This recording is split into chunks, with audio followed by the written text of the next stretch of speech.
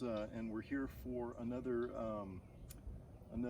virtual tour of the Nalle Bunny Run. We're here the first day, the second day of summer. I guess yesterday was the summer solstice, and so summer has officially begun.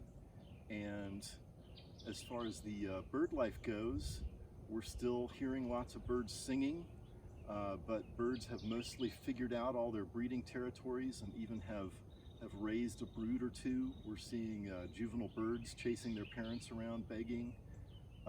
We're still hearing lots of singing and territory maintenance, but no real new territories are being figured out. And we're going to make our usual circuit of the place and see what we can find in the different habitat types.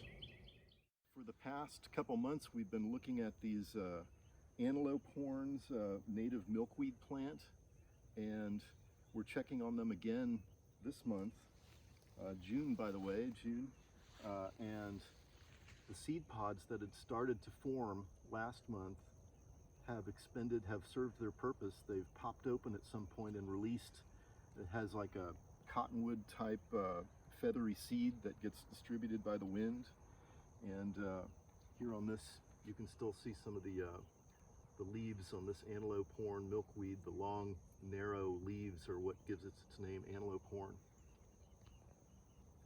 And all around us, even more so than the previous 2 months, is this false pennyroyal, slender, or genus Hedioma. Tiny little purple flowers and a real sweet citrusy smell, and it's all over this field here. It's a really neat little fragrant tiny purple flower.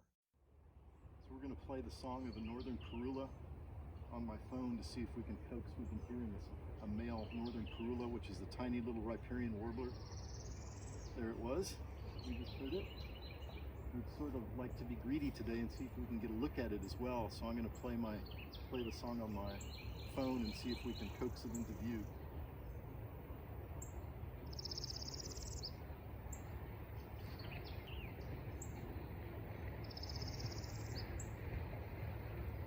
There it is.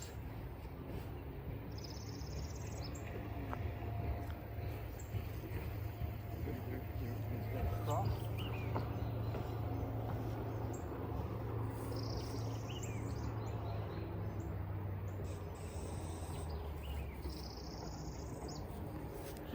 It's right over our heads, I think.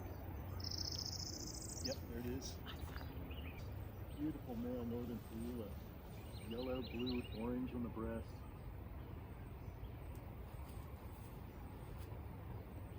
This is, we've wasted some of this bird's energy. This bird has come to investigate this fake song that I played, this recording, thinking it's another male that was in his territory. And of course it wasn't, it was just me. But this bird is expending energy looking for this intruding male.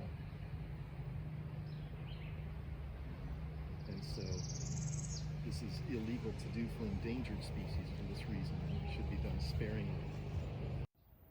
So this is a pretty neat little native tree called Texas WAFER ash. Although we were just looking up a lot of other common names like hops tree, I think, common hops tree, and potato chip tree. Stink ash even, I think, was one of them we looked up. And anyway, it's a native ash tree, unlike a lot of the Arizona ash trees that are planted by the landscaping companies, but it has a similar leaf pattern, these 3 leaves, and a really interesting seed pattern. Seeds form these wafers, these circular wafers.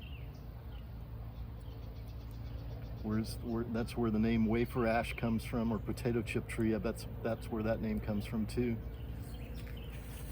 Another neat native tree on the Nalle Bunny Run. Directly over my head, way up in the sky, is a broad-winged hawk that we just saw.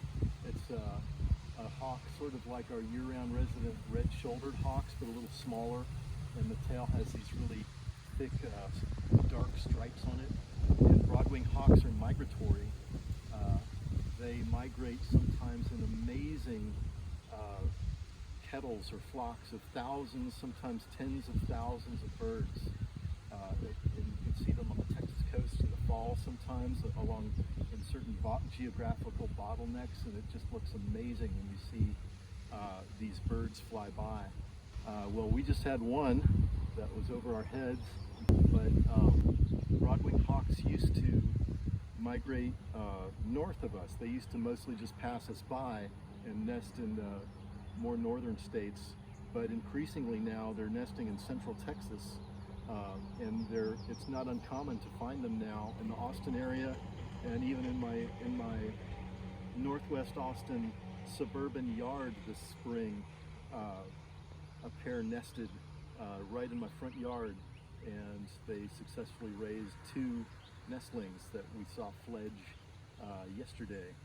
So it was really neat to see one here over the bunny run too. So we're down here on the sandy prairie area of the Nalle bunny run, and as the name implies of this habitat type, it's very sandy soil that was deposited here from the river before the river was dammed over the years. And now since we dammed the river no longer floods and recedes here, but the sandy soil is left over, and it's become sort of a xeric type area with lots of mesquite trees and croton and prickly pear cactus. And one of the bird species that really likes it down here is the mourning dove. And mourning doves love to forage on the ground. They're really ground-oriented birds.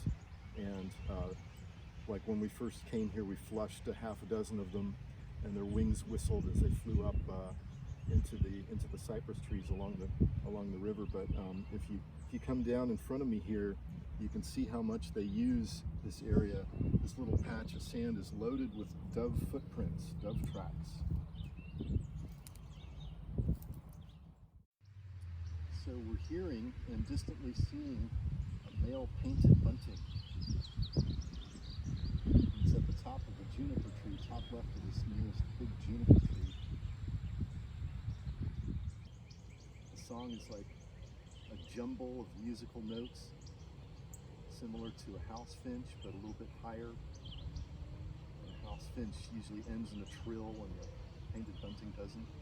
Painted bunting is a really amazing hill country species, and it's what a lot of birders call a spark bird. It's a bird that gets them interested in birding because they see a male painted bunting and they can't believe a bird like that exists just here and not in some tropical rainforest. The male has a red breast and a blue head and a green back, and against its blue head and face it has a red eye ring, and just that it's an amazing combination of primary colors called painted bunting. This is one of our neat native shrubs called American beautyberry, and the name beautyberry comes from, it gets these beautiful berries at the bases of the leaves that will change into, there are a few new green ones now, and they'll change into this beautiful like bluish color. And I see at the tip here a few little flowers. I don't think I've ever seen the American beautyberry flowers before. And those flowers will get pollinated and become berries. So I found another wildlife track, not footprints exactly, but trail of an armadillo. Our local 9-banded armadillos they're built for sniffing and rooting around in the ground and finding grubs and things. And if you see, I'll walk past it and you can come closer. Here's a line from a 9-banded armadillo exploring, digging around. A little more digging over here. Looks like over here as well. So there's a really neat orange butterfly here on one of these Mexican hat coneflowers called a Gulf fritillary, and it's slowly opening and closing its wings. And it's one really neat thing about the Gulf fritillary is the backs of the wings are just as beautiful, or maybe even more beautiful than the tops of the wings. The backs of the wings have all these white silvery patches on them, and then the tops of the wings are just bright orange.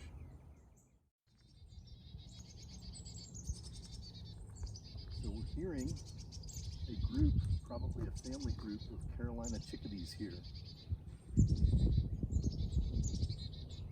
And they're making their chickadee calls. They end with the dee dee dee dee dee, chickadee dee dee, chickadee, chickadee dee dee. And that very high introductory note too that they sometimes make.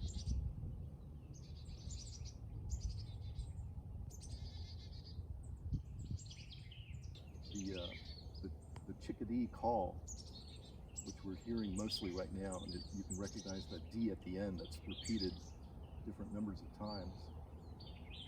That can affect the meaning of the chickadee call. The chickadee call is made up of 4 or 5 different components that researchers have separated out, and those components are always done in the same order, but they can be done, each component can be done multiple times or left out, and that can change the meaning of what they're saying. So we just had a really exciting moment after the chickadee group had dispersed a little bit. We spotted a little yellowish bird at the top of this tree that, when I got my binoculars on it, turned out to be a golden-cheeked warbler, which is our locally famous endangered warbler species. And it's the only bird that breeds only in Texas. It's migratory. It breeds in the Texas Hill Country in exactly this kind of habitat, this oak juniper woods, dense oak juniper woods habitat. And part of the management of the Nalle Bunny Run is to foster golden-cheek warbler habitat.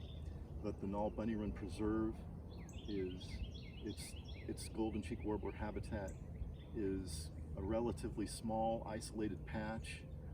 We're in the middle of, the preserve is about 40 acres surrounded by neighborhoods and office space. And so usually if we're lucky, we see 1 or 2 golden-cheek warblers passing through in the spring. Sometimes a male hangs around and sings for a few weeks.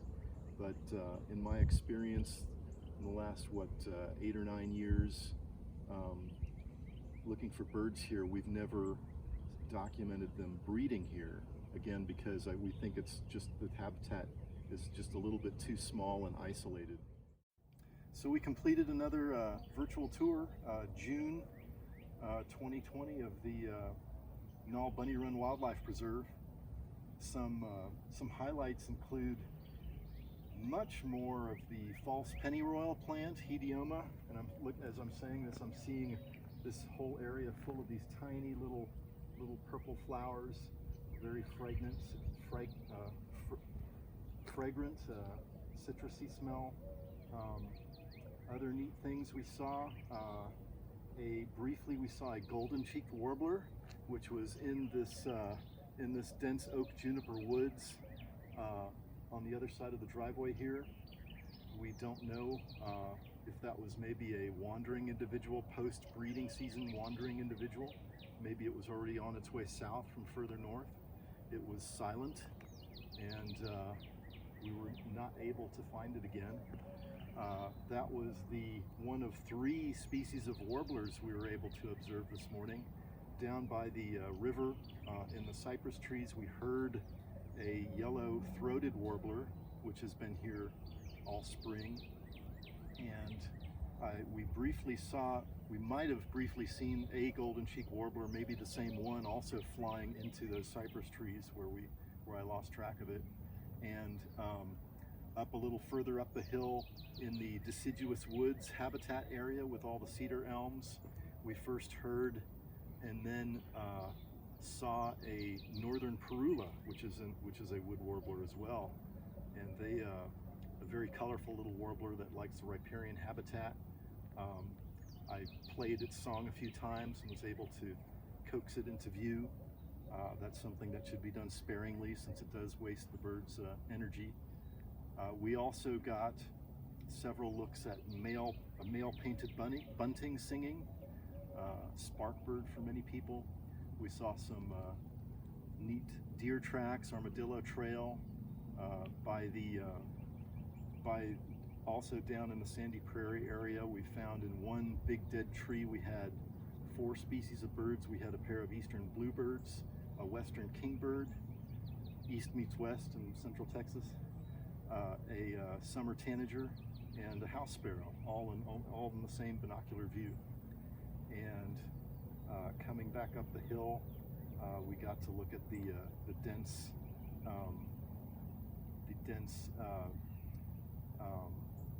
Yopon holly that is one of the other major shrub components of this preserve, and the Native Americans used it to make a caffeinated tea.